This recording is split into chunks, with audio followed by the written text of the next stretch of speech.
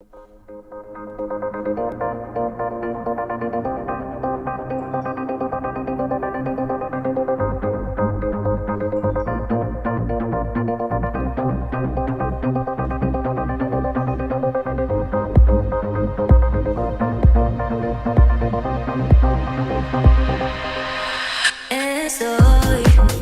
pensando en ti, solo en ti, lo siento, sé que sabes de mí, pero yo sí, y te quiero.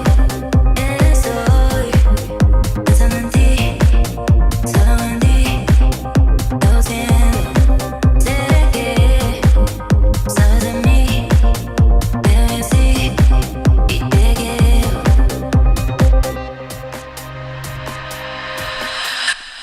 Estoy pensando en ti, solo en ti, pensando en ti, lo siento, sé que pensando en ti, sabes de mí, pero yo sí,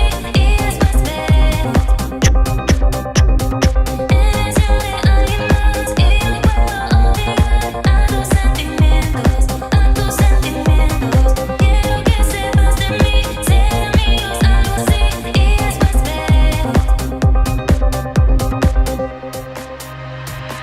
quiero. Estoy pensando en ti, solo en ti, pensando en ti, lo siento.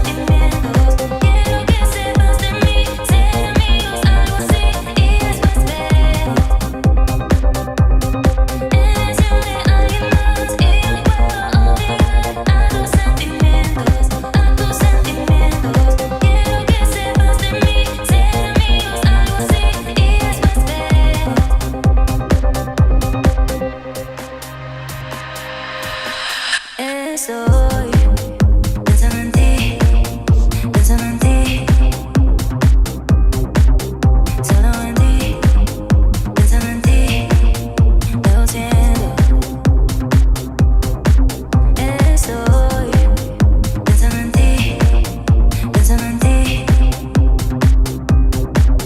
solo en ti, pensando en ti, lo siento.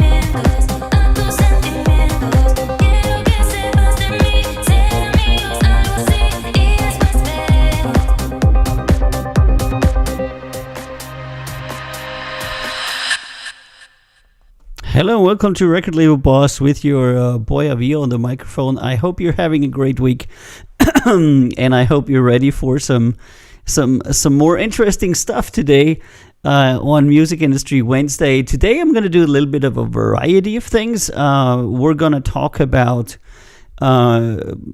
some things that might be on your heart. We're going to ask the public a question.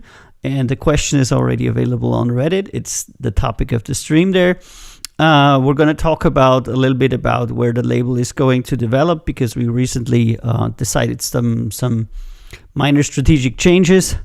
And we are also going to review some music that some people have left for us. And I also, and I don't know if I'm going to get to this, I want to talk a little bit about the Discord server, the changes that we had. And what's new on it. So lots of stuff, lots of ground to cover for today that I'm not sure I'm going to be able to do all of. In the beginning, I would like to say that Restream, which is the service that we're using to repeat our streams, has recently, as recent as today, been patching a lot. And they obviously added some new features, added some new restrictions. Things have been a little bit shaky and wonky, and this is the reason why RestreamBot is currently not correctly repeating messages. So if you do want to be heard, currently you cannot use our Discord server because for some reason the things are not relayed from there. I'm looking into this. But I just came back from looking at our Restream interface, and they made some changes to the plans and to kind of like everything. So many times this happens when people change something, stuff breaks, but at least now we know why. So if you would like to join the conversation, and I'm going to try and bring that conversation on here, then... please, probably the best way to do that. Hold on, let me see which one it is. Is to. Oh no, that is the pink one. Is to join us on Twitch. That's twitch.tv/recordlabelboss, and then I'll be able to put up your chat here in. I don't have it here. Shit. At least I'll be able to see it, and I'll be able to respond to it. All right, guys. If you're following, ooh, shit. Okay, if you're following us on Reddit, you're not hearing me currently because the connection is completely Reddit out. So yeah, that currently disconnected from Reddit. And I just want to say, for the recording of this stream and for everybody who watches this later on YouTube, Reddit is currently switching from RPAN from like Reddit Public Access Network, what they called it, to a streaming kind of like thing that they call Reddit Live. So you're also going to be seeing changes in Reddit. You're also going to be seeing ups and downs in Reddit. And you're going to be seeing changes. So if you want to continue to receive Record Label Boss and you are on Reddit, from now on, you're going to have to follow me on Reddit and hit that follow button on the Reddit stream so that you can actually see the streams. Plus, they're still working on the streaming. I know they're making some changes on the way that streaming works on Reddit. The new system is going to be called Reddit Live. It's going to be accessed differently. There's a whole different things that Reddit is currently changing. So in short, a lot of software that we're using is changing, and so is the world. So please bear with that. There's nothing that we can do about that. It's not on our side. I want to say hello to Lotta Pitchy, to Scotty, to Yomim, to Meg, and to everybody else who's on the channel, and of course to everybody who is everywhere else and hasn't said anything yet. Welcome on the stream, and to the first topic for the stream of today. And I want to start this off with a little bit of a story time. The topic of the stream is, what is your dream recording contract? And some of you know that for the last weeks and months, I have been excessively contemplating the future of independent music and independent musician recording contracts. And I've spoken to dozens of people in the industry, from label owners to producers to significant artists, and they pretty much have all said the same thing to me. And it's led me to believe that the course that we're taking, and that I will explain to you later, is a good one, because everybody that I talked to said that the music industry is going to be changing, and it's going to be changing forever. There's going to be a massive change, and everybody's seeing it in the way that they work with musicians, in the way that they make money, and other things. Hey, Vani. So first, I want to go. I should probably put some text up or something. I don't know. I don't even have fucking text on my stream. About that topic, like this is the topic today, and tomorrow it's gonna be that topic, or something like that. I got a fucking scroller here. Yeah, that's not it. Anyway, so I want to start with the premises that have been impacting record labels and artists over the last, I would say, 2 years. And that is, for the most part, that more artists than ever are now releasing music. There's about 5.5 million artists that are currently releasing artists that have officially released music. And there's like 3 to 4 to 5 times more artists that haven't officially released music, but that are making music. So the amount of artists has grown. At the same time, the amount of labels has shrunk because labels are unprofitable like never before. They're having a very hard time. And I talked extensively to some colleagues of mine from the Independent Label Federation and in Austria, some people in Croatia, etc. And they're all essentially running on various co-funding models where the state is giving some money, the community is giving some money. But the underpinning problem, and this is what we're getting to, is that streaming revenue has essentially made music royalties not a factor in the entire business anymore, which means that you as a musician and also you as a label used to make a certain amount of money every month, but you just don't anymore. YouTube, Spotify, and the likes of them are not paying you anywhere near what it was. They're paying you a tiny fraction of what you used to get when you were selling CDs. And probably that profit is never coming back. People are saying that profit is never coming back, and the music industry is about to change, and everybody's pointing in the same direction. What does that mean?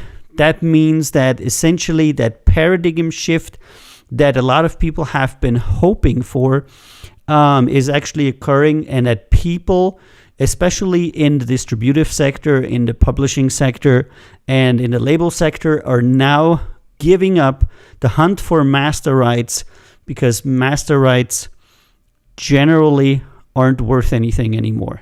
You have to understand that the big thing about master rights was that it entitled you to the royalties from that music sale. But if the royalties aren't existent, then the rights really don't matter much. Unless you have an extremely big hit that plays to the tune of 100 million plays or more, master rights aren't going to do anything for you. So what artists have always wanted to own their master rights, I think, is closer to happening, and you're going to see that today than it ever has before. So that, of course, leaves one question, and the question is, what would be your favorite, your dream contract for a record label? And I want to talk to you a little bit about it, and I want to ask you a little bit about it before I give you my thoughts on it. Maybe some of you have any feedback. If you're an artist, if you're a musician, or if you're a graphical artist or any kind of artist, really, and you are interested in working with a professional company that helps you fulfill your goals, that helps you achieve your goals in monetization, that helps you in legal, what would be the contract that you as an artist would think is going to be cool for you? What is it that you've always dreamt of as an artist and that you could never achieve? So in other words, I'm sitting here as the person on the other side, asking you, what would it be that you would like if you had the ability to just enter a room with your label and tell them what contract to make or how to work with them? How would you choose to do it? Would you would you want to keep your master rights? Would you want to kind of like pawn them off? Would you want to self-finance? Would you want to be independent? Would you want to be guided? Would you want to be, in a very strict schedule? Would you want to be very free? And today, I hope we're going to get a little bit of a conversation going on there. I see that we currently have 1,500 watchers on Reddit, which is very awesome. I don't even know how that happens, but thank you so much. So if any of you are artists, you're welcome to answer the question for today in the chat. What is your dream recording contract, or for that matter, what's your dream contract with, for example, a marketing agency or a management agency or others?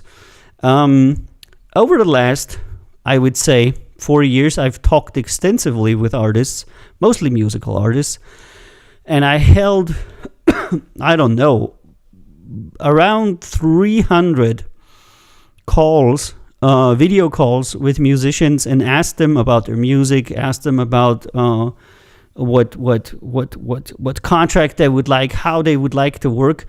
And from that, I took some pointers because I wanted to make contracts that people actually would want it to be in and would like. But the music industry is changing, and the contracts that we used to have, quite frankly, aren't going to work in the future. And you're going to see people shifting the way that contract work in the future quite a bit. So what we started out was a situation. Oh, I got an input here. Aggressive set, 360 deals are obviously a no-go. I see a lot of artists here in Nashville leaning towards owning 100% of their creations and getting funding through private loan type endeavors. Of course, with this, you miss the leverage that a large label would. I think a lot of it depends on the performance confidence of the artist performer. I would probably sign everything you've just said, Aggressive. I think everything is true. 360 deals are probably a thing of the past because both sides now don't want them. They're an extreme risk for the people that are at the label, because they're going to have to put up a lot of money, and they're a total loss of control for the artists, which many people are very uncomfortable with that. So there's that. And then people want to own 100% of their masters. That's understandable, and I think we're closer to that than ever before because, quite frankly, the value of master recordings is decreasing rapidly. The value of master recordings has dropped immensely, and the value of a catalog is now essentially defined by how well known that catalog is. So your unknown artist's master recording, when you used to have a fan base of maybe, let's say, 10,000 people, it had a certain value, and that value is now 100th of what it used to be, because these people are now only paying 100th of what it used to be. So there's a lot of shifts on how people are making money. I think that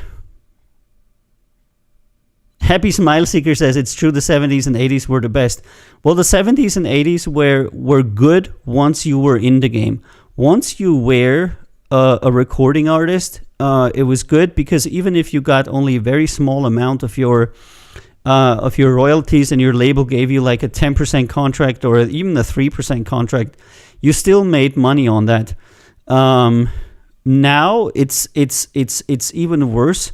Because even if the labels are giving you higher percentages now, royalties are just non-existent anymore. The $200 you're going to get from Spotify every year, it doesn't really matter how you split them with your label. It's inconsequential. Even if your label gave you 100% of all your royalties, they would still be essentially nothing, because Spotify, YouTube, and others have such a huge and powerful role in recording music. And they, of course, make money from recorded music being cheap, that they've been pushing down the price of recorded music to the abyss. So essentially, recorded music, oopsie, I hit something, is now essentially worthless. And this is what we're going to have to deal with as labels and as artists, especially. And Aggressive says, loving this broadcast, by the way. Thank you very much. I don't have an ideal deal. as I'm just a drummer. What do you mean just? But it's interesting to see how much the game is leaning towards content and amount of output versus developing the art or deepening connections with the fan. Oh man, there's a whole thing that a tangent I can go on to about the industry's trash and focusing on volume. I call it the yellow pressing of the industry. Content is getting shorter, dumber, and more sexualized than ever. But people want to have 10-second clips where somebody gets a cake in the face or somebody shows their tits. This is essentially what it's getting to. Everything is becoming a yellow press copy of itself, and the cycle of shortening, of dumbing, and of short attention span content is rapidly increasing. People don't even want to watch a 3-minute music video anymore. You know, we came from an area to where a song was 12 minutes long. We came from a time where a song was 8 minutes, 7 minutes, whatnot. And now people are like, 3 minutes is too long for me to watch a music video. I want to have a 2-minute video. I want to have a 30-second clip. I want to have a 10-second clip. And if you're thinking about TikTok, I want to have a 10-second clip, but the real important thing needs to happen after 3 seconds. People will fucking skip your TikTok if after 3 seconds you haven't showed them any tits, anything that's fun, or some extreme violence, or something that is of extreme interest to them. It's like 1, 2, 3, and they're gone. And this is the attention span generation that we're currently working with. We're working with the 1, 2, 3 gone generation, where also in music, you have 3 seconds to convince a listener to keep listening to your song. And if you do 1, 2, 3, and they don't like your song, they're gone. They're skipping you and they're on to the next song. And this is putting a lot of pressure on various creators, because a lot of people like to be artistic. Just imagine, like, people used to make albums that were like hours long. People used to make songs that were minutes long. Some people like long intros. Some people like to tell stories in music. None of that is going to be possible, because if you want to be commercially successful, you have to be 1, 2, 3, and you have to be on point. If you do anything else other than 1, 2, 3, you're not going to make it. And in this situation where I agree with, who said it? I think Aggressive said it. Where it's all about, you need to post 3 times a day, you need to post a 30-second clip, and it needs to be funny after 3 seconds. People are becoming content-generating slaves. They're not really artists anymore. Even the people that I love that do video content, and I'm not going to say who I mean here, I have seen almost all of them that were successful burn out doing it, because they're not afforded the creative headspace to relax for a week or two, do nothing, think about their next video project, make it funny, make it great, and then put it out. They need to post on a regular schedule, or the service that they are successful on will downrank their content into oblivion. If you're not posting XY amount of stuff on TikTok, if you're not posting XY amount of stuff on YouTube, you're essentially done for. And this is the challenge that creators are facing, not only musicians, musical artists, but that creators are facing. And this plays into the types of contracts that you probably want to have. I want to give you a little bit of a lot of pitchy said, aren't bands like Pink Floyd picking up again, though? Albums like are cool again at the moment. Yeah, that's because people hear these songs for the first time in like Netflix shows, and it's kind of like secondary placement. You know, they hear the track 74 times on the show, and then they're like, yeah, that's really cool, I'm gonna have a look at that band. You know, they're not really discovering Pink Floyd in their daily life scrolling through TikTok. they're discovering it by chance because somebody else is playing it all the time. And I think that is good that they're discovering old stuff, because that is the stuff that, where everything started. It's really important. But I don't think that you're going to be able to pull that off as an indie artist. All right. Aggressive says, I totally agree. It forces people to steer towards this weird, generic, repeated format. Absolutely. Whether it's video, music, etc. And I understand playing the game to an extent, but it's been pretty severe. I'm only 20 years old, and the trend change is crazy. Yeah. Kate Bush with the Netflix, Stranger Things, absolutely. So there's a lot of these things going on. But in general, I always say, if you want to be successful on TikTok, you essentially have to work for TikTok. I'm always following people, and I'm looking at people and looking what does make them successful. And the only constant that I can see is that people that post 3 times a day on TikTok eventually are successful, no matter what shit they're posting. If you're reasonably good looking and you make some content that isn't extremely offensive, because then TikTok will downrank you as well, and you post 3 times a day and you do that for a year, you're going to have millions of followers. Now, that doesn't mean you're going to get any money. It means absolutely nothing, because with millions of followers on TikTok, you're making $200 a month if you're very lucky, if you're very, very lucky.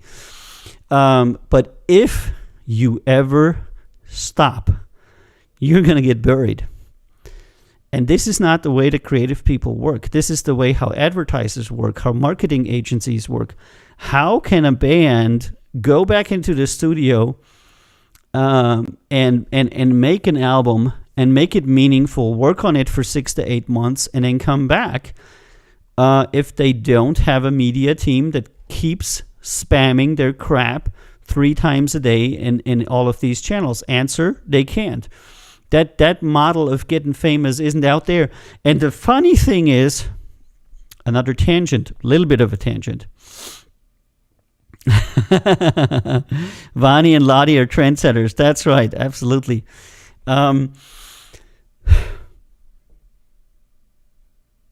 The people that are successful now, the people that are getting a lot of views, are not actual creators. And I'll explain to you what I mean. The people that make wonderful and compelling musical albums, great movies, and wonderful videos are not the guys that are successful. The people that make 3 times a day trash content are successful, because that is what the platforms are upranking. That is what the platforms need. The platforms need daily trash content for a wide user base to consume. So what I'm seeing is, and it's the same here on Reddit, go and look how many viewers just random guitar playing people have on Reddit, and I have absolutely nothing against guitar playing people. I'm a musician myself. I love that. It's wonderful. And some of these people that have tens of thousands of viewers, I've approached and I said, look, you're a good-looking, charismatic person. You obviously play the guitar really well. Would you want to make a musical album? And you know what people say to me? Not worth it. It's not worth it because in the time that it takes to make an album, to make music, to make these songs, they're missing out on so many streaming possibilities, on tens of thousands of people that donate to them and buy their shirts, and all they need to do is to play Hell's Bells on the guitar live on Reddit, because that is the kind of entertainment that people want to have, and so the people that make compelling and great music are not successful online. And the people that actually don't make anything at all are successful because they're constantly present. And there we have a problem. There we have a catch-22. Because if you spend 100% of your time on being present, you don't have any time to be creative. And if you spend 100% of your time on being creative, you don't have a time to 100% be present. So musicians now have to juggle these two things and constantly be present and at the same time also be creative. And in that, they're always losing out against the people who are spending 100% of their time on being present, on putting new clothes on, doing new dances, and things like that.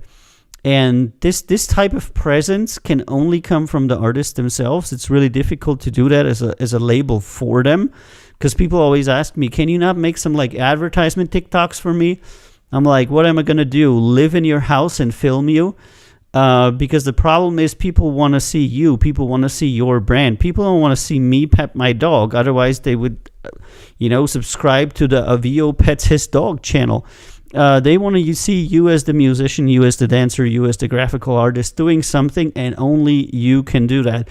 And this is where I learned a lot of artists are very frustrated because they have the opinion or the desire that a label or a marketing agency would do all that for you. But unless you actually have a team that follows you around, that goes into your house with you, and that is very expensive, that isn't going to happen for you anytime soon. So what you see is a lot of these people that are very successful on presence media like TikTok are people that have either their boyfriend, their girlfriend, their brother, or their rich parents or somebody else filming them constantly 24/7 because they have in their private life a setup to where they don't have to work and they have somebody that films them for whatever reason, but a lot of people can't do that. And of course, I have to say one thing. A lot of musicians are not that extroverted. I have a lot of people that are genius musicians, but they don't want to show you their poop every day. They're not going to dance for you 3 times a day. They want to make music. They don't want to be a dancing bitch for somebody, or talk about smoking weed or show their tits every day. They want to make music. That's why they're musicians. And this aggressive need to permanently see a certain person 3 times a day and otherwise get punished by the platform is very dangerous for music and very dangerous for content creation. I just wanna come over here and read some things. Vanessa says the cool people all look boring and the same. What the contrary to cool in my life. Smoke on the Water is a guitar acoustic. My cat follows me around, just says Scotty. Strap on a GoPro and watch the money roll in. Yeah, it's that kind of content. We over the years we try to do a lot of different content, and me DJing has more views than me doing this music show, and filming the cat has more views than me DJing or the music show. In all reality, what we should be doing is to fire all of our artists and to, from now on, only film cats. I swear to God, this is not a fucking joke. We would have like much better numbers if we just filmed kittens or cats or just like any animals for that matter. There's other types of content like good-looking women and good-looking men, but that's even harder because an animal you can film in your house and you just fucking follow them around every day and people will be watching it, thousands of them. Yeah, cat sleeping videos, Vanessa, that's right. Millions of views for this video, blows my mind. Yeah, absolutely. That is crazy. Happy Smile Seeker says you really understand the industry. I love you and Meg so much. Thank you so much, man. I'm so happy, when I have people that understand us and understand what we're trying to do, because I don't want to give in to the fucking yellow pressing of our content. I want to believe that there are some people out there that are authentically interested in compelling content, and not everybody's a brain dead idiot that wants to see 3-second cat videos, even though I do like 3-second cat videos because I like cats. But the point is that we cannot all be tit dancers or cat video makers. I think that there needs to be journalism. There needs to be scientists. There need to be in a society that wants to be anything but monkeys. There needs to be meaningful and dare I say intellectual content that is about more than just stroking the most basic desires of the human mind. And the reason why that kind of content is so successful, let me also iterate on that, is because the platforms are wanting that. Facebook, YouTube, and TikTok are all heavily fostering the complete yellow pressing of content because they're caught in a loop where advertisement revenue for them is everything, and they're in a negative spiral of intellect. It's essentially been first described, or at least known to me, with newspapers. So newspapers had a problem with advertisements, so they put a lady with boobs on the page 3. Then they got more advertisers, and then they said, hey, why don't we put another lady with boobs on page 4? And they got more advertisers, and then they turned into essentially yellow press publications. And then they started losing advertisers, and they were like, what the fuck is going on? And that is because they lost their good name, and people were saying, yeah, this is absolute trash. I'm not going to advertise in here because it's all about tits and monkeys. And this is exactly what's currently happening on Twitch, on TikTok, and on others. YouTube a little, of course, less. But yellow pressing always leads you down a path to where your brand is actively devaluated, and where people think you're just some heaping, festering pile of trash that does, and eventually advertisers will turn away from you. Why are so many advertisers advertising on Disney, even if people think Disney is stupid? Because they're consistently good. They're not trashy. They're not bending. Of course, I mean, Disney does make some extremely questionable decisions, not saying that. But they have their quality brand, and they're shooting it down the line.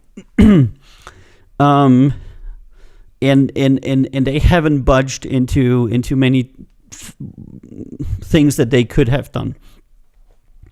So, yeah, and it feeds into the younger audience that's more impressionable, says Happy Smile Seeker. That's absolutely true. The lying is another thing. There's a body image that is portrayed. There's a life image that is portrayed.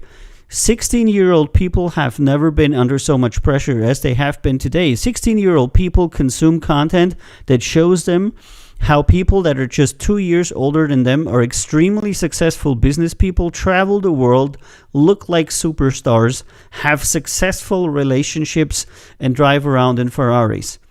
And they believe it, and it makes them fucking depressed. It's a generation of people that have such a horrible self-image because they believe the entertainment industry's bullshit. And if you work in the entertainment industry, you know that the entertainment industry is 99.5% fake. It's so fucking astounding what I learned when I started working in it. I was already pretty clear-eyed about it, and how little was actually true. And then when I started working on it, I found out that the little bit that I thought was real was also fake. It's, for the most part, completely fake. Everything you see and hear from pretty much any artist, in any music video, in any show, in any Instagram account, etc., it's for the most part made up. There are singular individuals that are truthful and that make good content, and they're usually not like super popular people. They're like kind of maybe popular, somewhat popular. They're not the Joe Rogans of the podcasting scene. They're the other guys. Joe Rogan is kind of like that Instagram model. He kind of like role plays an intellectual, and people are happy with that because people don't want somebody to be too smart. He's just dumb enough for a lot of people to associate with. He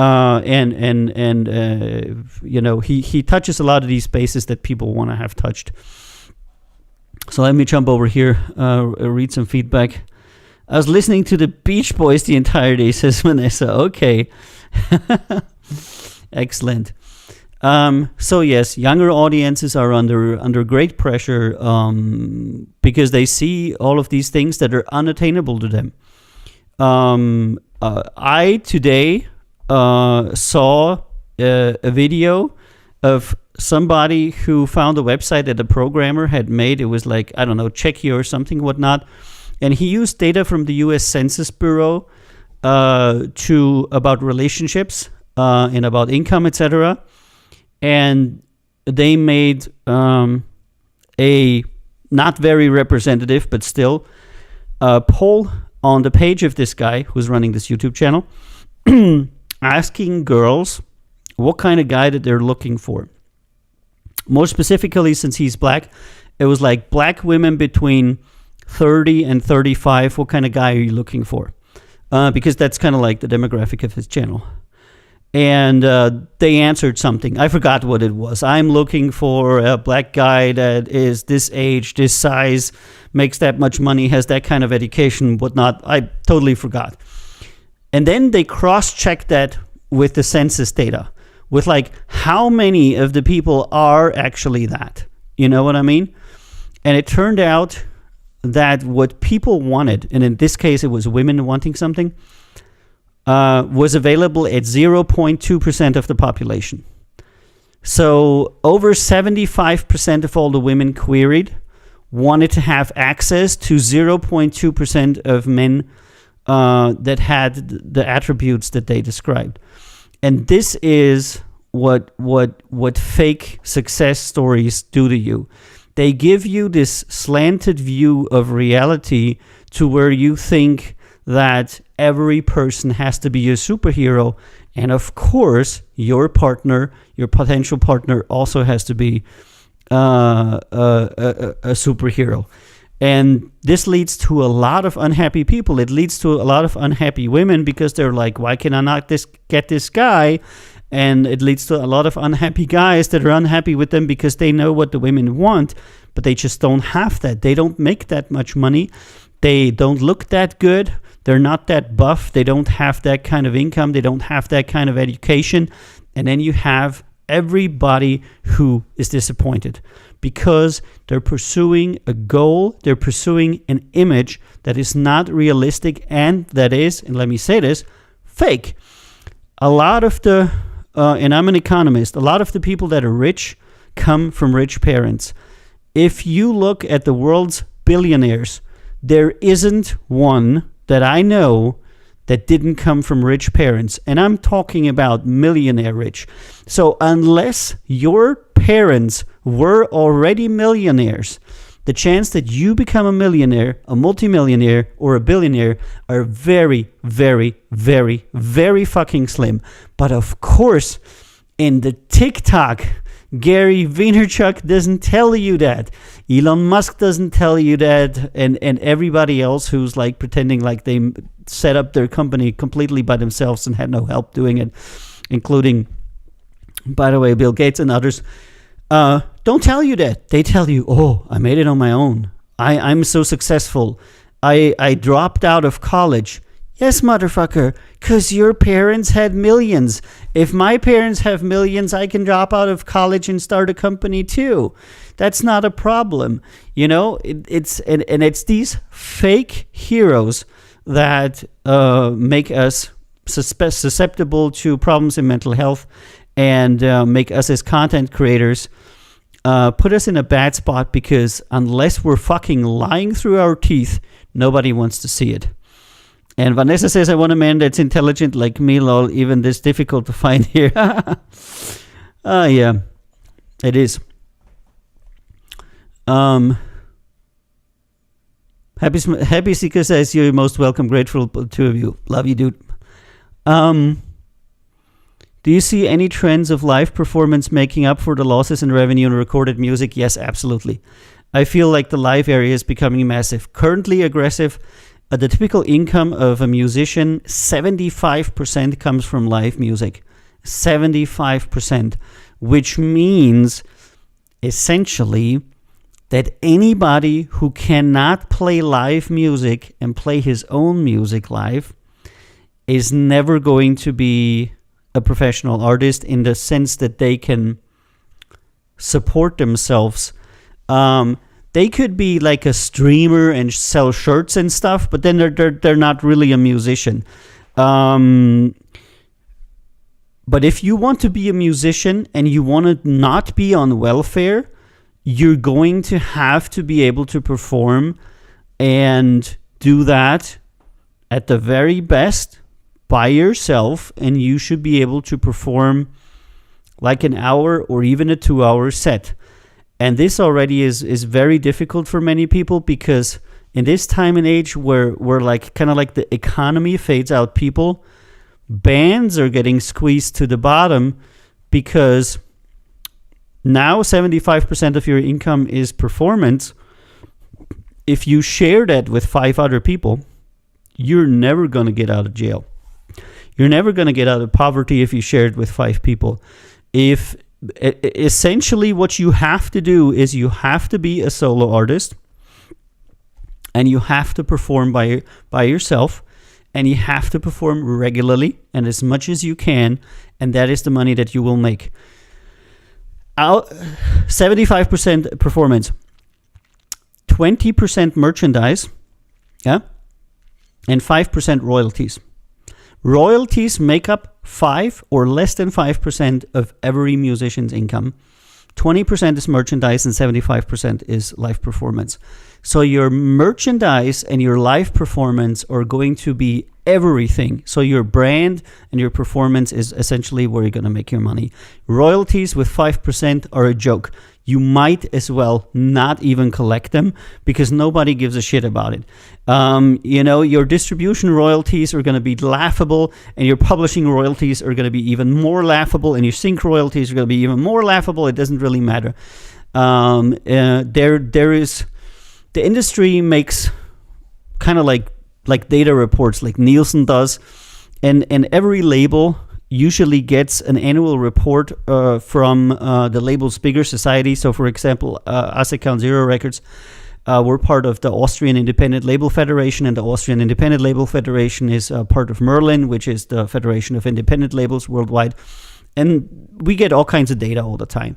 And the data shows that royalties are decreasing in share of musicians' income, and performance and merchandise is now essentially everything, because 5% is like a fucking rounding error. Come on. Which means you're gonna be making music for free, and then you're going to try to get your fans to buy your merchandise and to come to your shows. And this is a tall order, seeing that you're starting without a fan base. Because those things generally only work when you have a really decent fan base. Only then people are going to start buying merchandise and come to your shows. It's even more difficult. So you're looking at an uphill battle. And if you're a musician that says, I have a job, I have a family, I have a life, I have something else to do, I cannot tour, boom, you're out. Nobody's going to sign you. Nobody's going to want to have anything to do with you, because if you cannot tour, if you cannot perform, everybody knows they're not going to touch you with a 10-foot pole, because no money is going to come out of you. Yes, you might be able to sell some t-shirts, but if you can't tour consistently, you're not going to have money, and you're not going to have money to pay anybody. Why would somebody manage you or be your social media girl or whatnot if they know that you are never going to have those 75% that you need so much? Laney one, hey, how you doing? Welcome to the show. This is true. So true, people idolize the unreal. Absolutely. I hate that so much, People have always pressured me all my life for not looking like a typical Austrian, because my father is Greek and my great grandmother was Crimean Tartar. Now that has more relevance with the Ukraine war. So people have always, talked to me that you look weird, you look stupid, you look dumb. I've heard everything in my life because I just didn't look like the people in the area that I grew up with. But I never budged to that. I never got any kind of surgery, and I don't see why I should change for other people. If they don't like me, they can fuck right off. But the problem is that a lot of people don't have that kind of confidence, and I also did not always have that kind of confidence. I have it now, but that is now. And Happy says it's a great show. I can see this turning into a podcast. Yeah, a lot of people have said that to me, and I feel like a podcaster, kind of like, but I don't know anything about podcasting. Maybe I should really look into it. I should make my own radio station or something. Radio VO. Man, it's always on the soapbox. I don't know. All right, but let's get back to the kind of like performance thing. So 75% comes from performance. And now you know why labels are going to be saying, master rights? You mean those 5% that nobody's absolutely going to give a flying fuck about? Because even if you're a big artist, even if those 5% of your income is $1 million, it means you're going to be making $70 million from performing. So people are going to be stopping to care about master rights because they're useless. They're not something that you can exploit anymore. They're not something that you can use anymore. They're not something you can sell anymore. They're essentially shit. So what's left? Performances and merchandise. Now, merchandise you cannot do as an artist. And now I'm going to start talking about me and how I was thinking. The first thing I did 2 years ago, I said to myself, every artist should have a merchandise program, but most of them cannot make electronic payment, worldwide fulfillment, dealing with the Chinese for the fucking shirts, dealing with the suppliers, blah, blah, blah, whatnot. So we made a program to where artists can have a complete e-commerce solution from us that, and there's the difference to Bandcamp and others, is not owned by us, but is essentially owned by them. So we will kind of like give you a white label solution, and then you own the data, etc. Because you have to be very careful, because a lot of services that will kind of like tell you, yeah, we're gonna do this merchandise stuff for you, will not give you access to your customers' data, and that's crucially important to you because you need to know who your fans are. So I set out some years ago and I made it. It was in parts. It took me a while. And we did that. And then the second thing we realized was that people are generally not ready to perform. And this is when we kind of like started, because initially we thought, if we just started booking. Okay, so initially we thought that we would be able to get people a booking agent. And if you're not making $300,000 a year, no booking agent in the world will touch you. They will just fucking laugh you out of the office.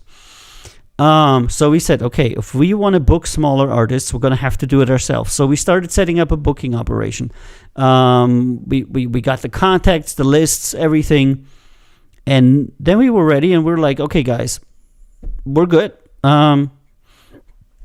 Here's the papers, fill them out. We're going to start booking you. And then we found out that Aggressive says, I produce a podcast currently. I'll DM you. This is excellent. Thank you very much. This info is gold. More pros need to be honest like this. This is what I'm trying to do, Aggressive. It's actually my marketing ploy. When I started, and I'm a musical artist, when I started my label, I said I'm going to make a record label that is honest and that is transparent and that is 100% ethical. And if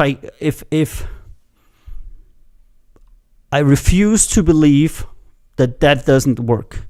I refuse to believe that you have to be an asshole to survive. And if that's what you have to do to survive, then I don't want to have any part of it. But I do believe that you can make win-win situations, especially because the music industry is so complex and you need people to help you. You need to have a team, and the only way you can do that is if you have somebody that helps you with legal, that helps you with marketing, that helps you with copyright enforcement, all these fucking things that are so difficult, especially for an artist. And Gaetano says, if you have tips on how to create a podcast, we would appreciate how he was told so many times to do it. Yeah, yeah, I was. They're like, you should do a podcast. I'm like, okay, maybe I'm a little bit ignorant. How can I be streaming and too dumb to do a podcast? I don't know. But anyway, where was I? Fuck. I kind of got lost. Booking. And then we found out that they're not ready to be booked. They can't play their songs. I'm like, dude, you can't play your song? And they're like, yeah, we just played it once for the recording. We can't actually play it live. I'm like, what? And they're like, yeah, and we don't know who will go on tour with us. I'm like, what do you mean? Yeah, 2 of our 5 members don't want to tour.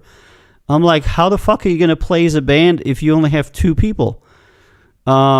And so we found out that it's quite a substantial road from until you can be booked, because you need to have your own music, you need to have 1 or 2 albums out, you need to have somewhat of a name that we can sell, and you need to have a tourable band that has members that are ready to tour, that has songs that it can play, and all these things. So when we asked people to fill out the touring papers, almost nobody could. And so we found out that a lot of people have a problem touring, and they need to be made ready to tour, because a lot of time they don't even know what they need to do, because all they're doing is some kind of like hometown concerts, to where they like go to the bar owner and say, hey, if you give me $50, I'll play for you, and that's all fine and good, but nobody's going to set up a European tour for you, and on that kind of level of competence.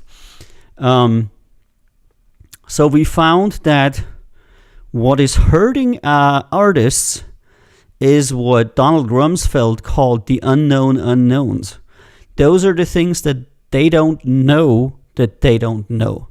Those are things that they are essentially so ignorant about that they don't even know exist. And this is what's causing them problems. But this is also what was making them somewhat complacent or weird towards us, because they didn't really understand why it would be that they would need a label. And the reason why I understood that was because I went through the entire process of learning the music industry in the last 4 years, and every day I'm like, holy fuck, there's another thing I didn't know. There's another thing I didn't know. And then you find out there's like 140 things, like 140 core tasks that the label does that generally the artists have no idea even exist. And then they're wondering why they're not successful. And by the way, even if you do all these things, it doesn't mean that you're going to be successful. So I have some ideas, says Happy. Yeah, awesome. I mean, Meg can do a very compelling beauty. Can you do a beauty podcast? And when you just talk about beauty? I don't know. Kind of like, I don't know. Weird. I'm more of a talker. It's just how I am. The reason why I do these like intellectual learning discussion kind of like streams is because that's what I like to do. Other people like to dance and do something else. It's just... But yeah, so back to the professional recording contract, and now I think you get to understand where I'm coming from and where we're going to go with the recording contract. So there's a lot of things that artists don't know that a professional organization should cover, but the artists now with Spotify, etc., have one huge problem that they've never had before. and I don't know how they're going to solve it. I thought about it for years. I've come to no conclusion. Artists used to be able to pawn off their master rights because their master rights were worth something. They're no longer able to do that because their master rights aren't worth anything anymore. The reason why they pawned off their master rights was usually because they were not able to afford the services of the people in the music industry that they needed to become bigger. Let's just say there's a young girl. We're going to talk to one soon. She has great music making capabilities, but she's going to need a social media manager to post for her. She's going to need a manager like me that understands legal, that can do contracts for her so she doesn't get suckered into very bad contracts that will ruin her career. She needs somebody that does the networking for her, like me. She needs maybe some people that can give her advice, like some producers or musicians that are on our label, and all kinds of other stuff that would really benefit her, but her master rights aren't worth anything, and she doesn't have any money. At this point, the only thing she can do is to work and self-fund. And I think that's what it's going to be in the future. I think in the future, it's not going to be record labels financing artists and taking rights for that, but it's going to be artists fundraising so they can purchase what they need from music industry professionals. And artists are not only going to be artists, they're also going to be business people. They're essentially going to be like their own business operation because they're going to have to think about funding, financing, networking, partnering, hiring the right people, paying for all of it, and a lot more things if they want to be successful. Now, of course, there's always going to be those 20 people worldwide that get signed to a very big recording deal and are famous, but I'm not talking about that.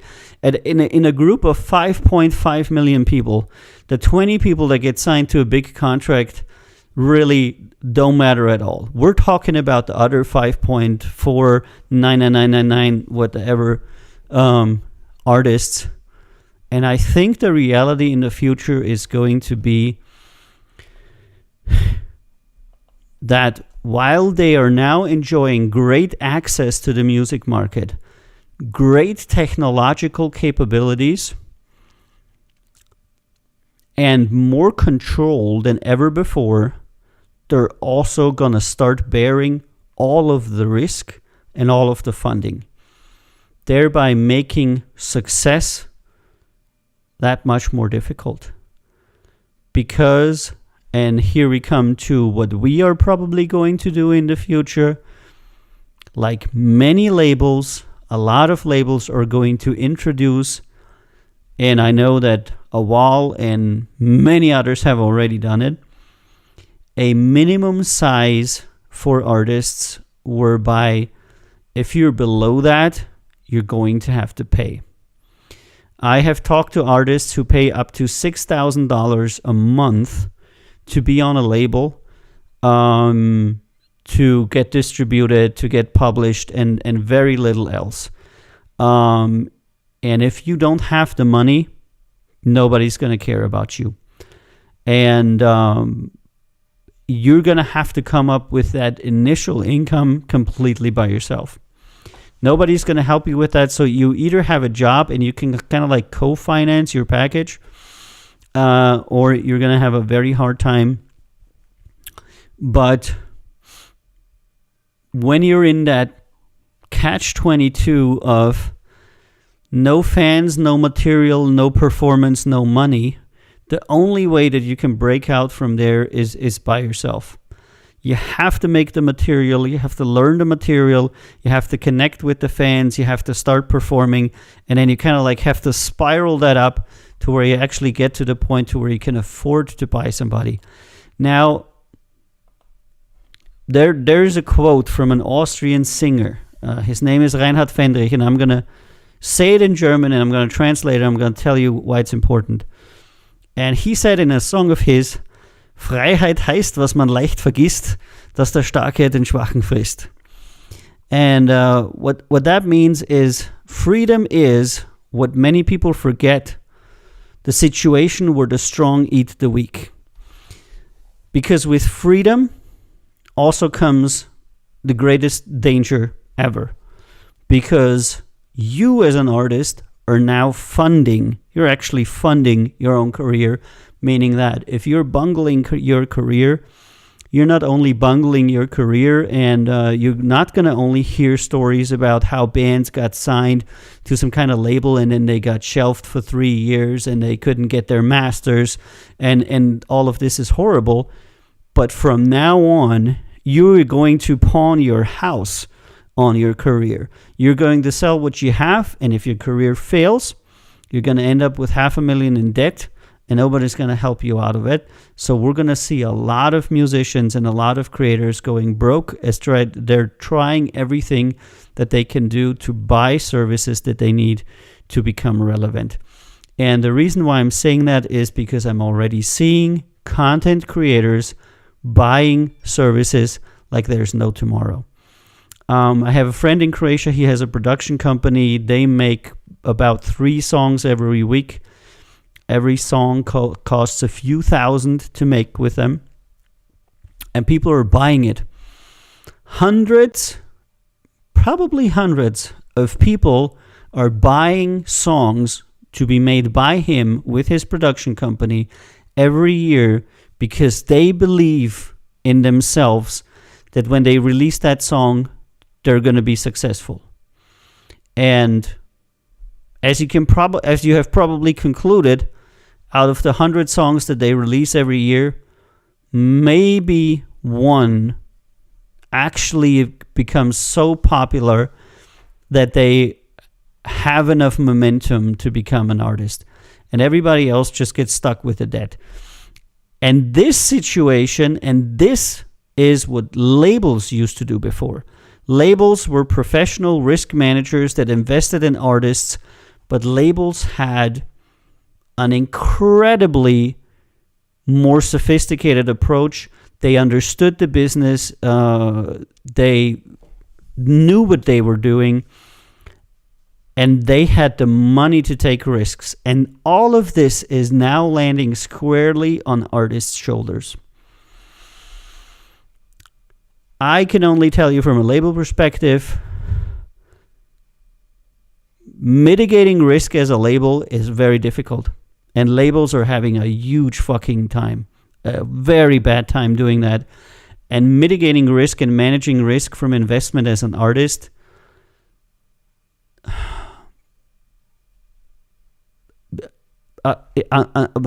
unless you have money and your parents are rich, you're gonna get fucking destroyed. I wouldn't know how else to do it. The only thing that I can say is have a job and never, absolutely never, spend more than you make every month. Spend the money and treat it like a hobby. If you have a job that pays $3,000, you need $2,000 to run your life. Invest $300 or $400 in your music career, and it will be wonderful. I have seen artists that worked at McDonald's, that worked minimum fucking wage jobs, invest 10 years of savings of $30,000 to produce 2 or 3 songs with a famous producer, and it did absolutely nothing for them. Nothing. And they talked to me on the phone and they were destroyed because they had just spent 10 years working the hardest that they fucking could in a minimum wage job, saved up every penny that they had, sometimes sleeping on the park bench. And I'm not over-exaggerating. That's an actual story. I can't say the name, but saving and setting aside everything that they had, put it on the line, and it completely fizzling. Completely. It completely failed and it did nothing for them, and they were devastated. They were devastated to the degree they were considering suicide. It was extremely disheartening. And at that situation, they called me and they told me everything about it, and they asked me what to do. And I have to say that I spent a lot of time talking with, I'm going to say them so you know, it's more anonymous. And after a long time of consulting them for free, didn't charge anything for it, I always help my friends, I told them the truth that I knew and that they needed to hear, and they never talked to me again. I got berated and I got an earful, and they hated on me a lot and blocked me from all of their accounts. And what I said to them was, sometimes you have to accept the fact that a certain career might not be for you. And they said to me, are you telling me to stop making music? And I said, I'm telling you to stop to professionally make music until such time when you are completely mentally okay, when you are financially stable, and when you can afford to make music without taking the money from like instead of renting a room, being homeless. And when you can do that, then you should resume. But your priority now is your own survival. It's not your fucking career. And once you do, you come to me and swear to God, I'm not going to charge you 30 grand. You can buy services with our label for years for that money. And I have no idea why you have to go to a fucking, this is such a famous person in LA that is going to make a song with me. It's a famous producer. I'm like, fuck that. The world is full of famous producers. It means absolutely jack shit and nothing, because what makes music work is advertisement and not a famous producer. You know, there's a lot of young musicians and musicians that think that like working with a famous person is going to make you famous.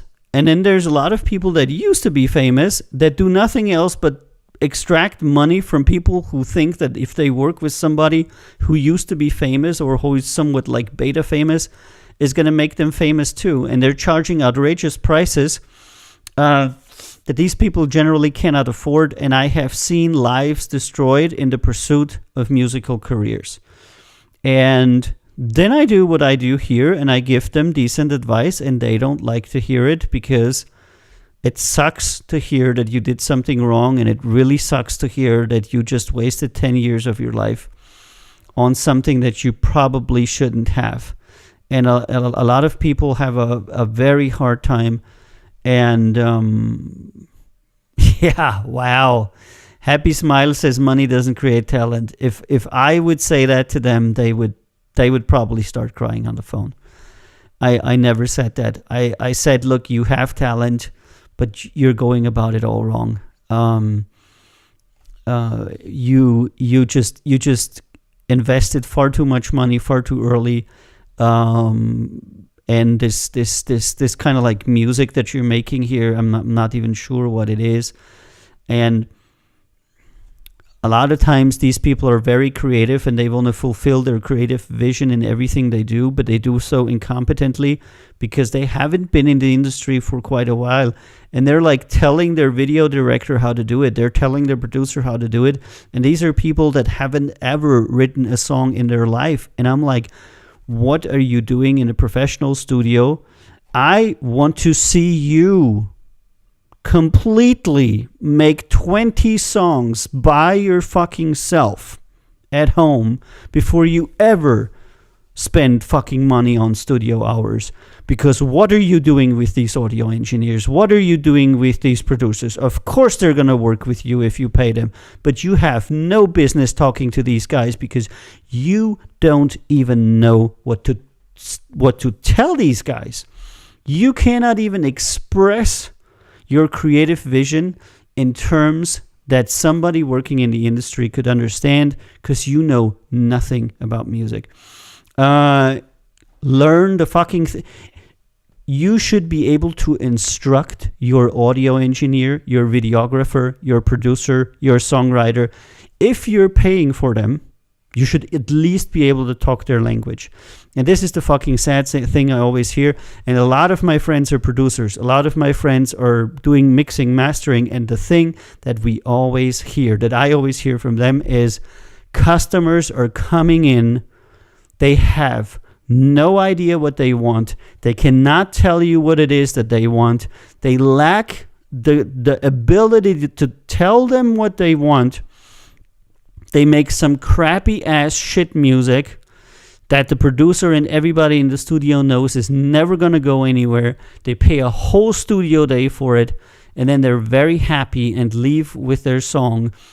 And everybody in the studio is like, what a fucking day. Now I'm going to have to go home because I just spent 10 hours making the world's most shitty song. But hey, at least I got paid for it. And a lot of times producers, by the way, don't like working like that. Producers want to make a great song. It's not like these people intentionally in the studio, are making shitty songs for you. It's because you don't even know how to instruct them. You don't even know the fucking music theory, the key, BPM. I don't know. Oh, man. And Happy says, people need to hear what you just said. You need to speak the person you're hiring language to succeed. Yeah, absolutely. Look, if we call it shit. What is the guy called that hires some competent hiring, maybe? So if you want to hire somebody to do something for you, you need to have a very clear picture of what it is that they need to do, because you're going to have to instruct them. So if you run a McDonald's, you're the franchisee, and you're the manager of that McDonald's, and you hire somebody to work in there, the person coming in is going to expect you to tell them, you're going to work the burger line. You're going to get a basic instruction in how to be a line cook. After about a year, you can move up. You can be second line cook, first line cook, and if you with us for 2 years, you can change and be at the cash register where you'll do this and that. But you'll have to be able to communicate these things with the people that you're paying. If you can't tell your carpenter what kind of wardrobe you want, or your producer what kind of music you want, how are they gonna know? How are they gonna know what to do for you? And there's the same thing with of course labels and everything that's with us, management, legal, etc. People usually come to us and say, can you make me famous? What can I do to get more plays? And there's answers for all of that. You wouldn't believe it. I said, I can give you 1 million plays tomorrow if you give me $3,000, $4,000 right now. If you give me $4,000 today, tomorrow you'll have 1 million plays. Absolutely no problem. And they're like, what? I'm like, yeah. But be careful what you wish for, because I'm like the fucking devil. The deal that you make, I'll hold you to it, but you're later going to find out how you got fucked doing that. So they're like, what do you mean? I'm like, which plays are you going to get? They're like, what do you mean, which plays? And I said, there you go. Don't ask a marketing person, anybody in the industry, to get you plays if you don't know which place you want to get. And if you don't know what it means, which place are you going to get, then don't fucking contract somebody because you don't know what it is that you're asking for. And this is, in many cases, the same, Yeah, of course, Happy. So every label, especially the major labels, work with botted plays. And there's different tiers of botted plays and different services of botted plays. Every label works with botting that is non-public.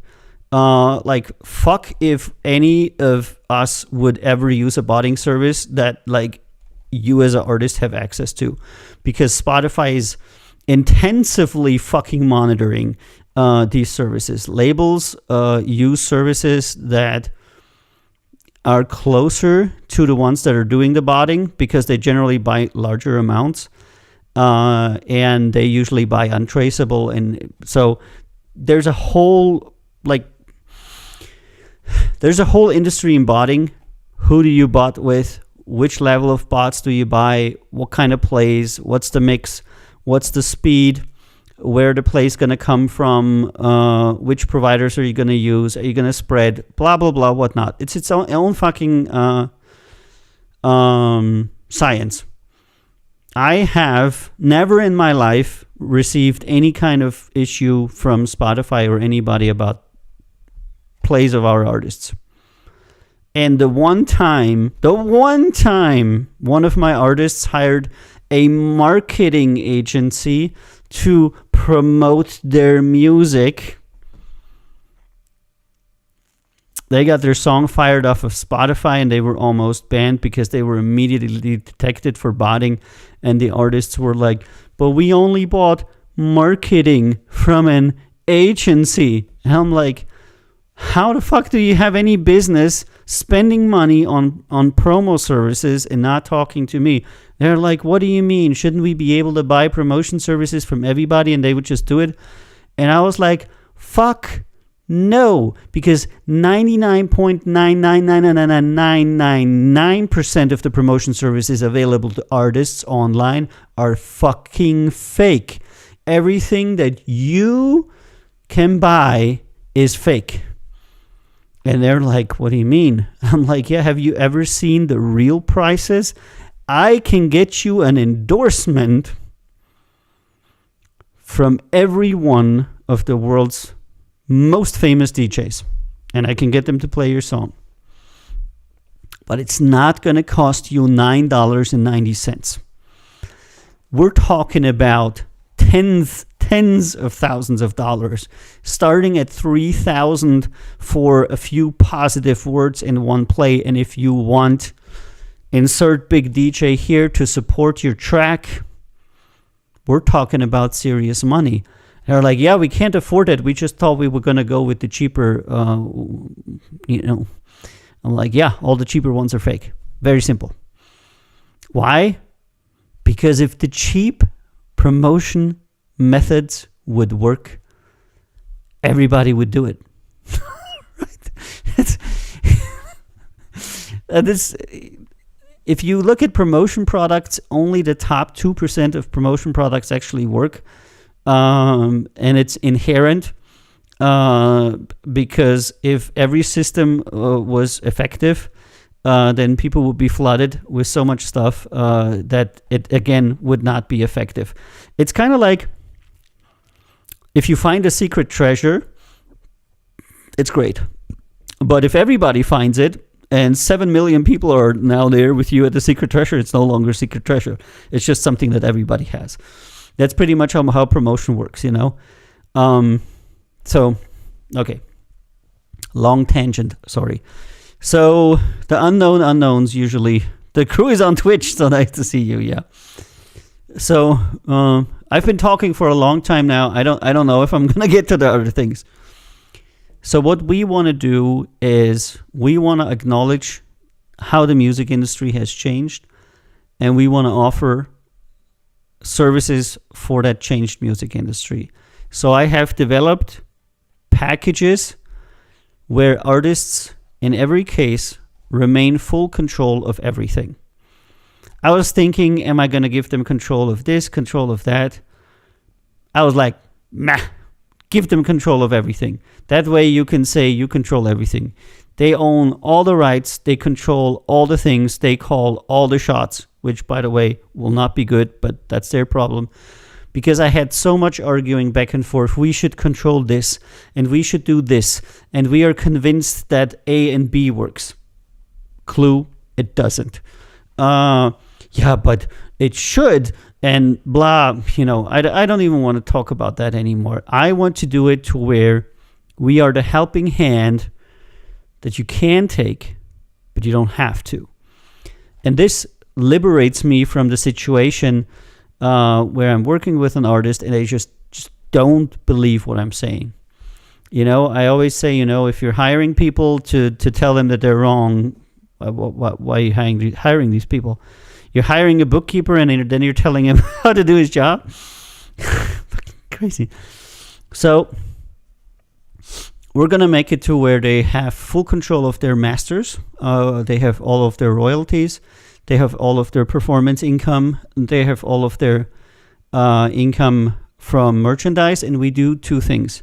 We enable them to conduct all of these things. Contracts, negotiations, e-commerce, booking, etc.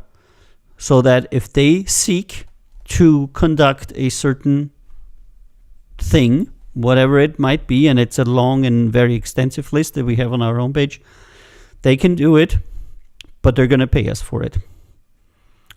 And once they are big enough, we will talk with them about a possible percentage deal that we are not stressed to make at all, because this liberates us from making 36-page recording contracts that like deal with a huge amount of things between us and them. It gives them full control, and it puts us into the situation to where we are a service provider. We are somebody like a lawyer or a tax consultant or a bookkeeper that you hire. There's a certain amount of service that you agree on. You hire the person to do it, and they do it, and that's it. If you're unhappy with the service, you don't buy it again. You can cancel it every month. You can buy more of it or upgrade it. You can buy less of it or downgrade it, and you're never stuck with a contract. And you can always have the service that you want. So you can upgrade every month and you can downgrade every month. You can cancel every month. You can have all the services that you want, and you're in full control of everything. But the time when we were picking up unknown people and putting a lot of effort and time and money into them is probably over. And it probably will be over for everybody. They just don't know it yet. Your chances of being discovered and receiving a full service label contract are probably already over. I looked at what the people that are in my business and are a little bit bigger than us are doing. No more big contracts. You come in, you start with the very tiniest contract, and they're going to check you out. And if you're not growing, they don't let you go to the next tier of contracts. So they're going to put you in a system to where they're constantly testing you and seeing if your fan base is increasing, if your music is working out, and if it isn't, then you're not going anywhere. And this idea. Oh, ho! Somebody's talking over there. Barto is saying, hold on, I've got to read from. It's a little bit far. My new band just opened for a pretty big band over here in Northeast America. Congratulations, Barto. I'm very happy that has happened for you. That is very, very good. And I hope the performance went well, and I hope you have many more of those, and that your band is going to perform and do really, really good in the future soon, I hope. Really cool. That's very nice. That's always good, And even if people are telling you, yeah, I wish just one time. Everything is, be aware of your successes also. If you're a musician, people always make you acutely aware of your failings, of how stupid you are, of how you're not good for anything. If you suck. Everybody tells you suck. Why didn't you get a real job? Why didn't you become a doctor? Why didn't you become a lawyer? When you do music, when you do art, people are telling you that you suck like all the fucking time. So take your wins, recognize them, and write them on your banner and be proud of them. The first time I got into the charts, I was fucking proud. I still am. I only got into the charts with one song. I only made, at the very best, half of that song. I'm still fucking happy about it. Got into the charts in 3 countries. And everybody who tells me I ain't shit, I say, well, I had a chart hit in 3 countries. What the fuck have you done? And then people are like, what, you had a chart hit in 3 countries? And we don't know you? I'm like, oh my fucking God, here we go again. Yes, because there's tens of thousands of musicians that have chart hits and you don't know them because you only know Ed Sheeran. Anyway, so when you achieve something, I met Michael Jackson. I didn't. I'm just making one of my artists actually met Michael Jackson. Whatever it is, take it and be happy because it happened to you because you're a musician. It happened to you because you work in this profession, and these moments are the reward for your hard work. Opening for a larger band, going on your first tour, having your first release, having your first chart hit, all of these things are super, super important. And even when people tell you it's bullshit, it's not. For you, it's important and it's really great and it's really nice. And I can forever now say that I'm not only a boring economist and a sociologist, but I also had a chart hit in 3 different countries, and people actually still love the fucking song and still Shazam it and still play it. And I had a guy from Armenia message me, "Hey Avio, this song is a chart hit in Armenia. It's awesome. I'm always listening to it." I'm like, where the fuck is Armenia? You know what I mean? And these are the take the win. Don't be so self-condescending. It's good times. Avio good times. Hold on, I'll type it in here. It's actually Avio and René Luengo, because René is like a genius. Avio Good Times, yeah. Song is called Avio and René Luengo Good Times. We went 50-50 on that song. I have to say that he did the legwork and I did what experienced artists do. I said, here, and here. We're gonna change this shit because then it's gonna work like a lot better. Avio featuring René Luengo Good Times, yeah. That was that. And Barto said it went pretty well. A lot of the tips I've learned for growing my band has come from this stream. So thank you, Avio. Hey, see, this is why. Thank you, man. This is why I do this, because you can stream for fucking 3 years and you can talk your fucking head off. But then once somebody will come and say, something nice, like he just said, Barto said, a lot of the tips I've learned for growing my band has come from this stream. Thank you. That makes me happy. That makes me think that my life has meaning, that I'm doing something that's positively impacting somebody, because that's really important to me. Making money is one thing.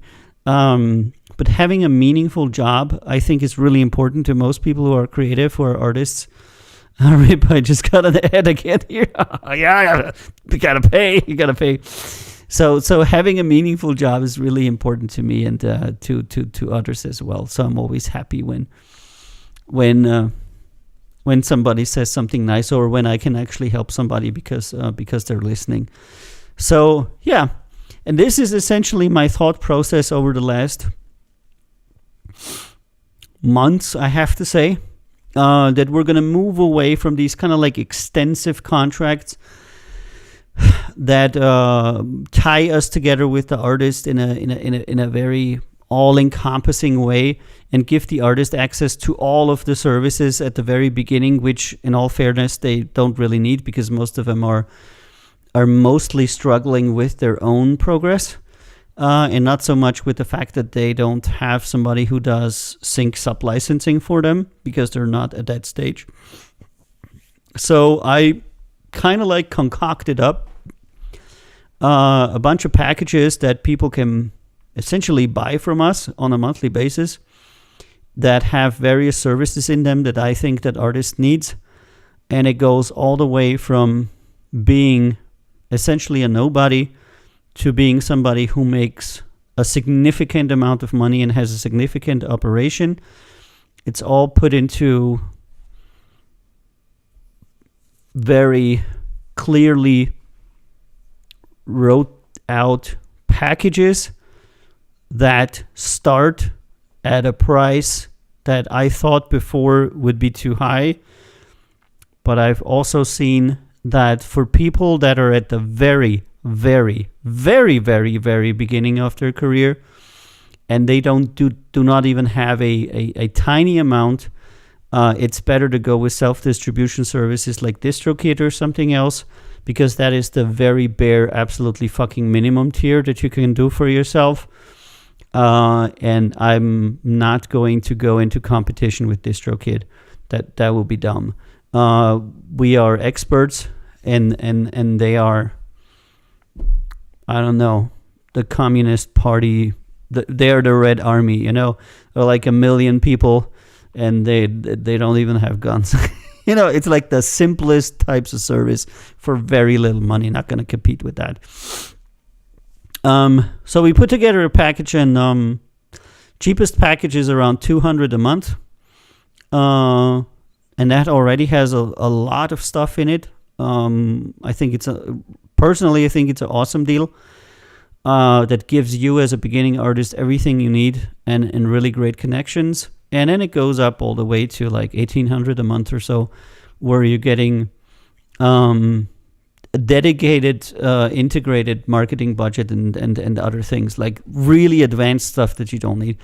But I think that this is actually the future of labels, and we will still do our 50-50 deal with artists that are big enough to warrant that. But this is a place where you then start talking about, okay, how are we going to do the Europe tour? You are talking about a much bigger animal there than you are with these like beginning guys. And to give every artist that just has released like one song a 36-page contract doesn't really make a lot of sense. Like, I want it to be like a growing system to where you start like with here's a simple package with not a lot of connection between the two of us, and every side can cancel anytime they want it. They can say yes or they can say no. And then it kind of like scales up. So I don't want to shoot the biggest gun that we have at the smallest possible problem. And then this is kind of like what I worked through. I decided to cut to two lowest products that are in direct competition with DistroKid and CD Baby, and just not offer them at all, because it's of no interest to me to offer just distribution. Even though our distribution is much better than the one from DistroKid or CD Baby, why would I do that? I don't want to, I'm also not going to compete with Google or YouTube. It's stupid. You want to do something that they can't. And everything that we offer starts at where they're stopping. Where DistroKid and CD Baby and all of this shit ends is where we start.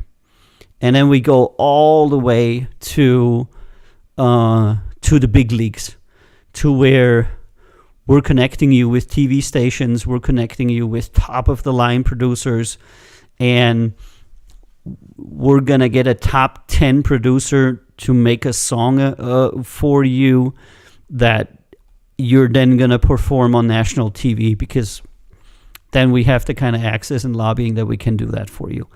And I think this is good, and this is interesting, and I think it's the new way to approach it. And this was my thought process. We're gonna test that in the next few months when we talk to our new artists and propose them our new packages and see how it is. I am aware that most people will say no, because most people are not ready yet to pay for services in their music. but they're going to be caught in some kind of like a catch-22, because on the one hand side they don't want to give up master rights, and on the other hand side they don't want to pay. So essentially a lot of artists come to me saying, why don't you do everything for us for free? To which I say, because I want to eat. I definitely have too many kilos. I definitely should lose some weight. I definitely could go with a lot less food, but I just like to eat. I also like to drink and have a house. So surprisingly, I have to justify the reason why people should pay the 10 people that work at our label for anything quite a lot. Why should I have to pay the marketing person? Why should I have to pay my booking and touring manager? And a lot of people are completely in a mind frame to where they're like, yeah, you should do that for us for free. And in 10 years, when we're really famous, we're gonna voluntarily give you something, maybe. It's weird. And Wasporch is saying there are places like an artist studio in Sydney that charge more than that and offer even less, so this is actually decent. Traditional labels never did anything for free either. They just put artists into debt. Absolutely. And you know what, Wasporch? I don't want to put artists into debt. I actually want them to stop before they go into debt. And I'm always telling them, I say, dude, don't ruin your fucking life. I understand your passion, but Jesus Christ. So example. By the way, thanks for the input, Wasporch. That was all very good. Today I talked to René Luengo, the guy who made the Good Times with me. He has another song that has 1 million plays. René Luengo, great guy. And he said, you know what? Royalties ain't shit. I'm now the musician I wanted to be years ago. I now have millions of plays like I wanted to have years ago, and I still don't make any fucking money. And I was like, yeah, what are you doing about that? And he said, you know what? I found out that there's a lot of people who order my shit on Fiverr, who order mixing, mastering, and stuff. And I said, that is excellent, dude. Because as it turns out, for a good musician, there's always something you can do. You can mix, you can master, you can songwrite, you can produce. There's so many ways that you can do. So before you go into fucking debt, just lay off your spending, put your gigs on Fiverr and on Upwork and on freelancer.com and work for other people. You're going to gain experience. You're going to gain networking because you're going to meet all these people. You're going to gain projects and reputation, and you're going to get paid. Yes, it's not going to be your own stuff, but it's like free practice. So go ahead before you ruin yourself and sing for somebody else. Dance for somebody else. Maybe you'll make a band together one day. Maybe that dude will be famous one day and he'll pull you along. And René was very happy because obviously he was like, so many people want to have my stuff. I had like multiple offers every week. I could make hundreds of dollars every week. Just doing this. And I was like, yeah, dude, you totally could. And he was so happy.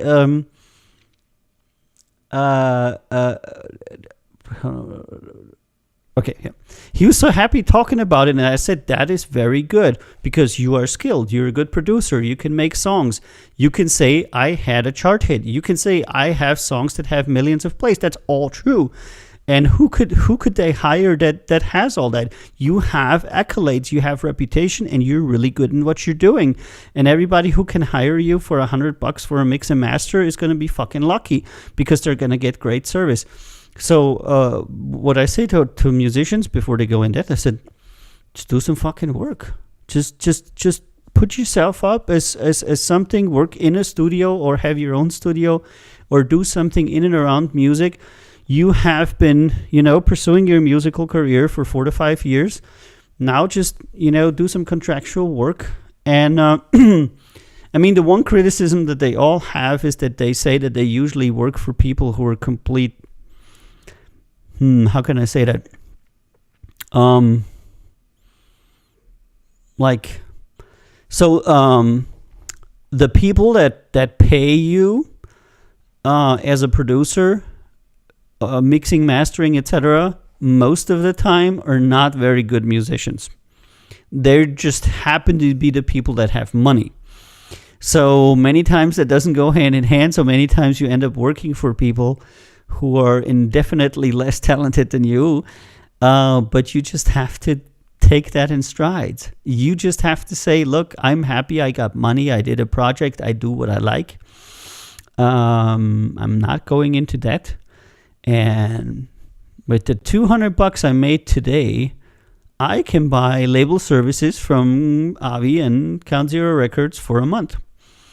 And I just working one day for somebody else will be able to finance your career with us at a good level completely. And this is how people should think, you know? So we have, you have the ability to kind of like do what you want by doing a little bit for other people. And it's kind of like what I do too. I also mainly work for other people. Sometimes I make my own music, but I mainly work for other people also because for me it's kind of like a label equals my thing as well. But I don't want to put artists into debt. I would not advise them to go into debt. And it doesn't make any sense to go into debt unless you have already a proven track record, you know what I mean? Happy Smile Seeker says, followed you on Spotify. I know. I hate it. I'm losing it for thank you. See, that's good. Dude, it's good. Good Times is a banger. Thank you, man. That is very nice of you. And following me on Spotify is totally okay too. You know, I use Spotify myself sometimes. I'm just disappointed that they took this great chance that they have to become this service that will make music great again, and they just used it to fucking enrich themselves. How fucking disappointing is that? Daniel Ek is like worth a few billion and all of his friends are too, and the service is going to shit and nobody's getting paid. Bra fucking vo. You know, hooray for unbelievable egocentricity. Fuck that. Is that Meg singing it and can't get enough? No. But it's her on the cover, but she's not singing it. No.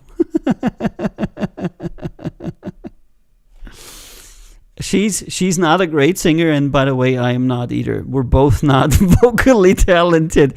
We're great talkers, you know. We both had a semi-political job before, which is kind of like why we're good in networking, because we were always in this kind of like political / management / networking kind of like job.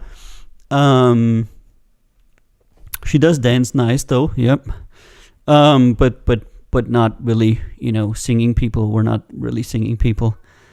I saw her picture and listened, and I was like, wow, she sings so good.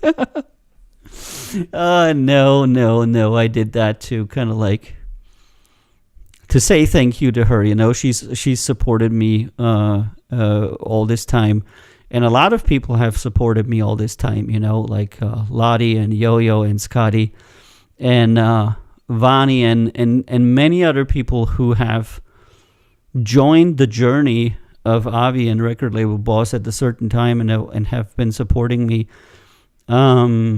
Because for everybody who works in the artistic profession, it's really important that you have people that tell you, keep going, it's good. Because you're going to have a lot of bad days where you're doubting yourself and you're thinking, well, I should really stop doing this shit. It's not going anywhere, you know.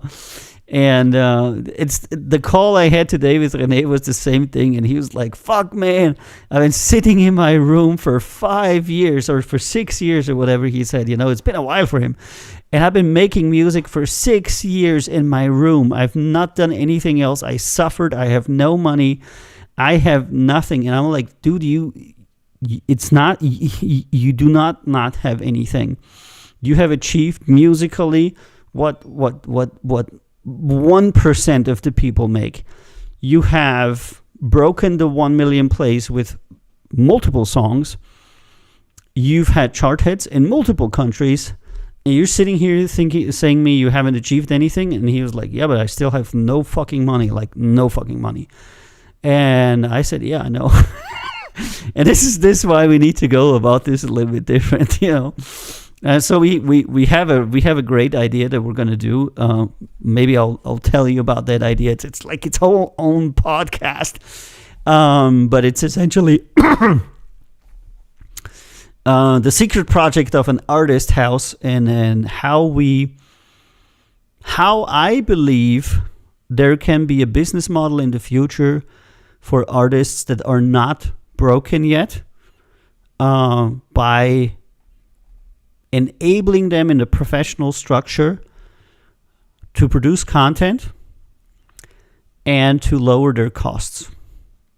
Essentially, we're going to go to a beautiful country where living is cheap. We're going to set up a studio there, and we're going to have creators move in there and do their stuff there while paying very low living costs. Living in a country where they can make nice holiday, they can perform, they can do things where living is cheap, and where they are making the content not in the expensive country that they're currently in, but in a cheap country where we set up the facilities and they can live, have vacation, and create. And we're going to be the company that sets up these artist houses and helps them to do that. And Happy Smile Seeker says, you two are so talented, never stop.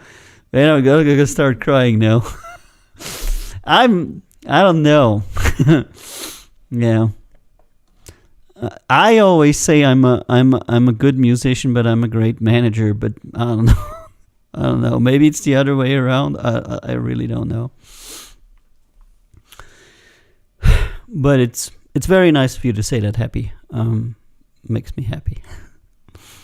Yeah, so this artist house, you know, is like its own thing, and it should be its own podcast. And I'm pretty much, you know, I got to 2 of the topics that I wanted to do today. I didn't go to review any music, and I didn't, you know, talk about other stuff.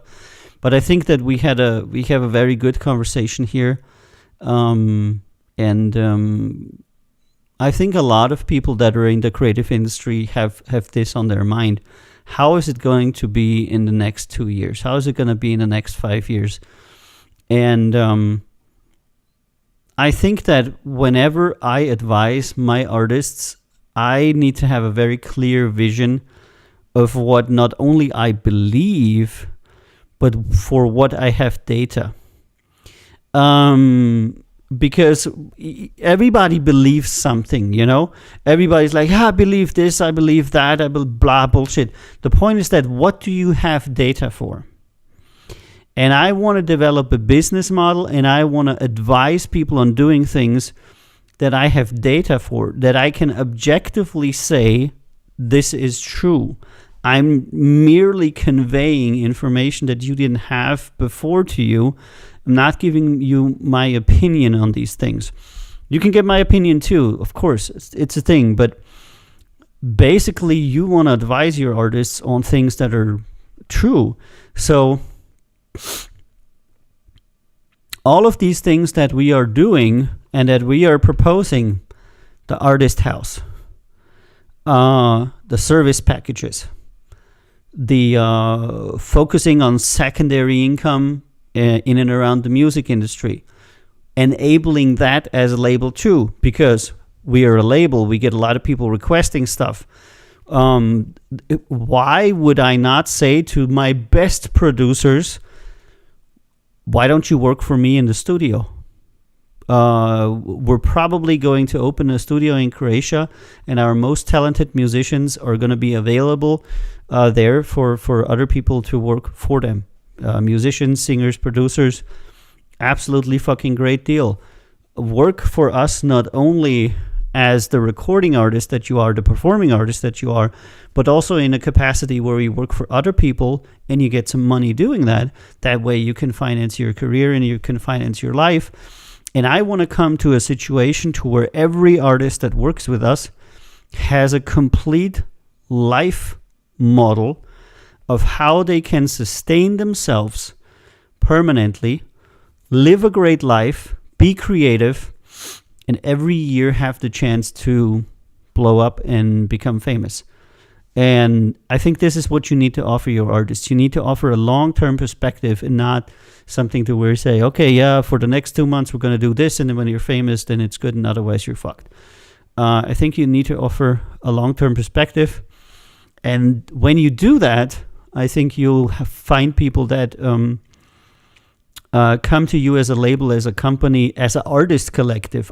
By now, by the way, I see us more like an artist collective. I really think we're more like an artist collective. Like, Count Zero Records is like, by artists for artists. I don't know any other label where everybody is an artist. No one in our label is not an artist. They're different artists, musicians, graphical artists. Yo-Yo is a trial biker and has his own webpage with like videos and stuff. He's a really good trial biker too, by the way. So everybody does something creative, no matter what it is, so they understand. So they have a completely different feeling for people and what people want. And many times they also drive me insane, because when you work with people that are artists, it's usually more difficult than working with normal people, because they're like, have like weird ideas all the time. But it's okay, because that way they understand the people that we will work with, that we serve, our artists, better than some, I don't know, lawyer or corporate guy who's never made a song in his life and who knows nothing about the struggle of being a musician. And and I think that I want to offer a life model. And I think it was Lottie that said, Avi, you're not making a label, you're making a cult. But when I thought of it, it does make a little bit of a sense. Because artists' number one problem in the beginning isn't, do I have the correct entertainment lawyer? It's, how the fuck can I make enough money so I have something to eat? And you need to take care of their basic needs before you take care of the recording contract with national television, because that is step 10. But a lot of people mistakenly only focus on like step 47. But first you're going to have to tell people how to do that. And in half a year, I can say, we have a house where you can live. There's a studio in it, and there's other people living in it that are all artists. You can live together with them. You can collab and work with them. You're going to be paying a minimal, nominal fee. You're going to live in a country where other people go on holiday. You're going to be able to perform in that country. You're going to be able to have very low living costs. You're going to be serviced by an absolutely great record label. You're going to have all the facilities. You will not want anything. And you can be creative as long as you want. You're completely taken care of. And Megan, Avi, I sent you both a valuable link. Please check it out later. I think that will be a game changer. Absolutely, dude. I'm going to check it out immediately. I want a game changer. I think I'm close. I think that after so many years of thinking about the music industry, I finally got what I need. I need a life model for people that really want to be artists. For people that just want to dabble, it doesn't matter. For people that just like, yeah, I want to make a song and then fuck off, yeah, okay. I actually don't want to work with these people. I don't want to make a super cheap model and then have people that are like halfway committed. I want to work, there's also a new decision for me, with people who say art is my life. Creation is my life. And if not, we can stay super friends and stuff, but then it's not professional. You're not going to play the Champions League if soccer, football isn't your life. If you train like once a week, you're not going to be the world's best football player. Like every Happy says you cannot fake the passion you got, man. No, and really, I want to work with people who have that passion, and these people generally are willing to commit. And when we're talking about Artist House, I had so many people say, that sounds awesome, I want to come there. I was like, really? You would like leave your country, come to our Artist House? And they're like, yeah, of course. The worst thing I do is I go there for a year or two, and if it doesn't work out or I want to do something else, I can always go back. And I'm like, okay. Sorry. So I had a lot more people than I ever thought signing up for it. Sometimes it's a legal issue because a lot of these people are not non-EU citizens. We're going to do it inside the EU. And the Artist House is going to be in... Now, Artist House is going to be in Croatia. And if you know Croatia, you can just look up anything about that country. It's music and beaches. Everybody's going to fucking love it. And it's going to be great. But for the people that are not EU citizens, it's going to be a little bit difficult, because our artists are international, but we'll see. So I think what we need to be dealing with is not being a record label, but being a provider of a life model for creators of all kinds that tells them, if you work with us, you will be able to be the creative person that you want and have a great life, and maybe you'll become famous, but certainly you'll be happy. And we can make that happen for you. And then the people that they're then going to go for that, I think, are going to be the right people, are going to be the committed people, are going to be the people that say, that's really cool, I want to do that. And Roka said, hey, good, Metal, you reviewed our first album and said it needed lots of work. We've made a second album with all your feedback. Would you take a listen? Well, absolutely, Rokas. Yeah, you are making me happy by just saying that you've taken my feedback. That's very good. I want you to post it on our Discord server, if possible. Either DM it to me or post it on the Discord server, because I'm about to close the stream right here. And then we can talk about it. We can talk if you want me to be the feedback to be, public or not. And I'll absolutely listen to it. And we'll see. We'll see what we think about it. Yeah, we'd love a public feedback. Pwah! Even better. Today is what? Today is Wednesday. How about, am I home next Monday? Monday the 13th. Yep, I'm going to be home. There we will have an artist call, but that's fine.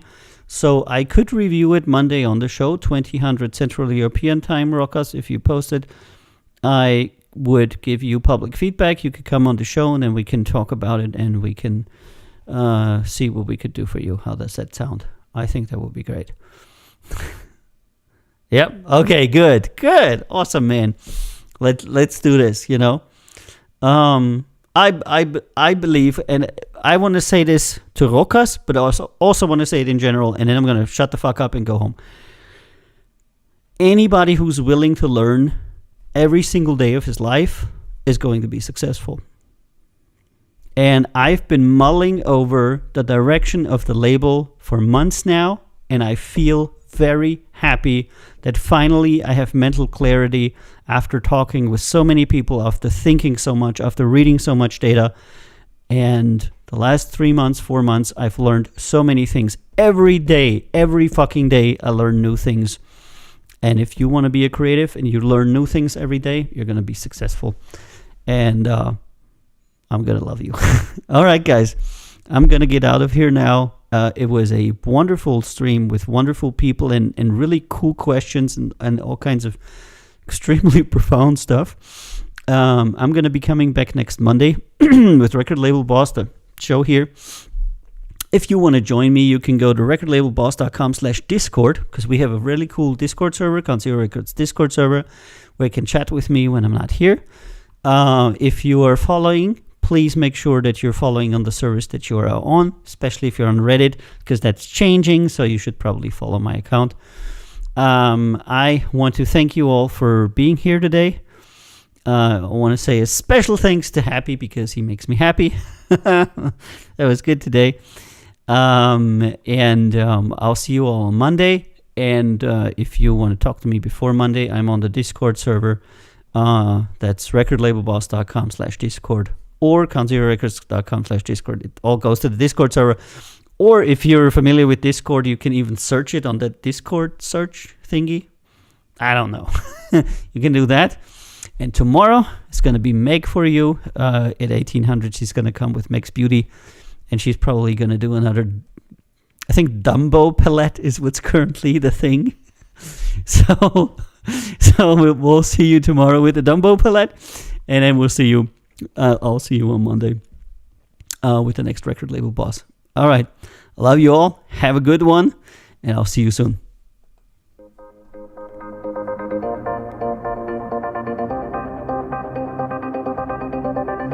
And by the way, this is a song one of my newer songs that you probably haven't heard, that we recently made a music video for.